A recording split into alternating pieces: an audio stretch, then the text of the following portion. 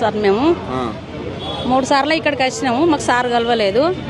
మాకు ఫస్ట్ గెలిచేదాకా ఏం చెప్పిండంటే మేము ఒప్పుకున్నట్టుగా 200 గజాల జాగ ఇస్తాము, 30,000 ఇస్తాము పింఛని. మాకు ఇల్లు లేదు, జాగ లేదు, మేమందరం కిరాయికుంటున్నాం, మా పరిస్థితి బాగలేదు, మాకు చదువు లేదు, మా పరిస్థితి ఏంది అని అడిగితే మీకు ఇస్తామమ్మా అని అన్నాడు. మేము అందరం ఓట్లు వేసి గెలిపించుకున్నాము. ఆ గెలిపించినట్టుగానే మాకు మాట ఇచ్చినట్టుగా ఇప్పుడు మాట మీద నిలబడాలి. అంటే లోపలికి పోయిర్రు అంటున్నారు. అంటే లోపలికి పోయినప్పుడు మంత్రి కానీ ఎమ్మెల్యే కానీ కనీసం కార్పొరేటర్ కలిసిండు.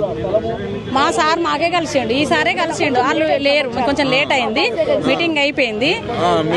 మీరే కలిసిరు అంతే. వచ్చిన వాళ్ళమే కలుసుకున్నాం. మేము ఏం చేసిరమ్మా? ఫోటో దిగొచ్చినాం. ఫోటో దిగి వచ్చిర్రు అంతే. ఏం లేదా లోపల? ఏం లేదు. మరి ఎట్లా ముఖ్యమంత్రి ఏమో మీకోసం పెట్టినాము ప్రజామని అంటాడు. మరి ఒక ఎమ్మెల్యేనా కలవాలి కదా మీరు.